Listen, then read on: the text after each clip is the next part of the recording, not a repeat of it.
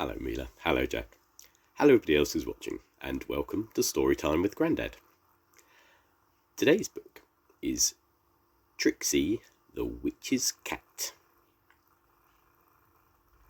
Trixie the Witches Cat was a happy cat most of the time, but there was only one thing that could make Trixie really unhappy.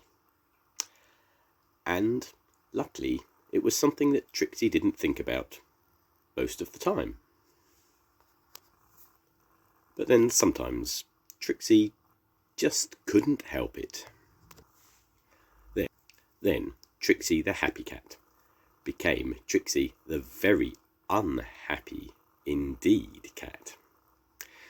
She would go into a bad mood as if a dark thundercloud had settled over her head. She threw things and kicked things and shouted all sorts of things. "I hate this horrible ugly paw," Trixie would shout. And if anyone dared to ask why, Trixie would only say, "Because it's ugly and it's horrible." Trixie's horrible ugly paw was really a very nice paw.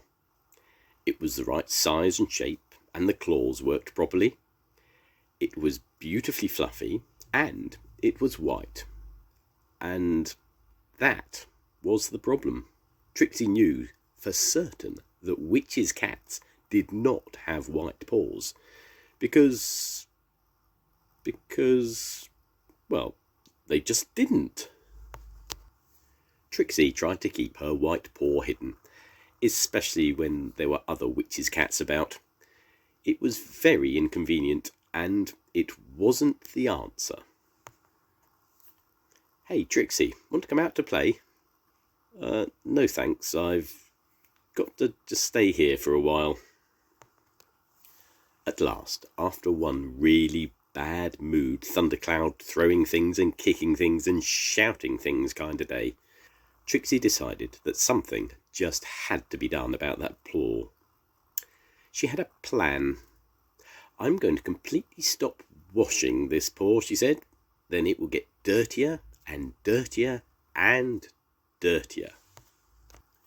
Trixie thought if she left it long enough, it would go nice and black like her other paws.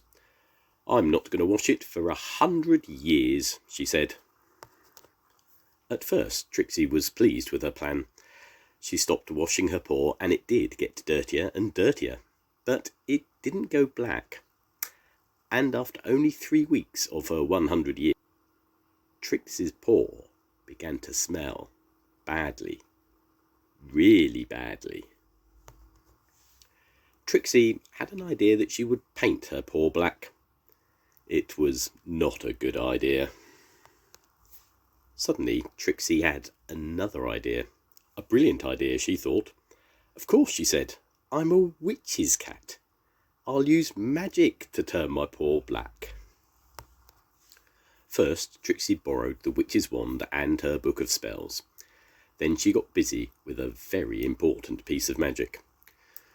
1 pinch of black pepper, black hair from cat's foot, 2 blackbird feathers, 3 buckets of soot, black treacle, blackberries, 13 times 2, bubble and boil in a black witchy brew. Suddenly, boom! Trixie was amazed to find that she had not been hurt. She could easily comb her hair over a little bald patch on top of her head where she'd lost some fur. But as she looked into the mirror, Trixie was even more amazed. She was delighted to see that her white paw was black. Her magic had worked. Hooray!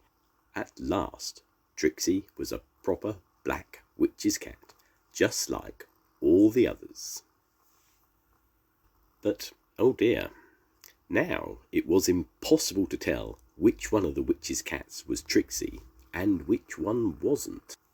No one could say which witch's cat was which. Without her white paw, even Trixie wondered which one she was. It was then that Trixie began to miss her old white paw. Her nice white paw her lovely white paw. She really did, and now it was gone forever. Trixie started to cry. As Trixie wiped away a tear with her new black paw, something very strange happened. The black began to fade, first to dark grey. Trixie had no idea. She only knew that her white paw, which was just the right size and shape, her paw with its properly working claws, her perfectly beautiful fluffy white paw, was back where it belonged. From that day, Trixie never again went into a bad mood, or threw things, or kicked things, or shouted things. Well, hardly ever. And never, ever about that paw. Trixie was happy to be just the way she was. The end. Goodbye, Mila. Goodbye, Jack. I'll see you soon. Goodbye, everybody. Bye.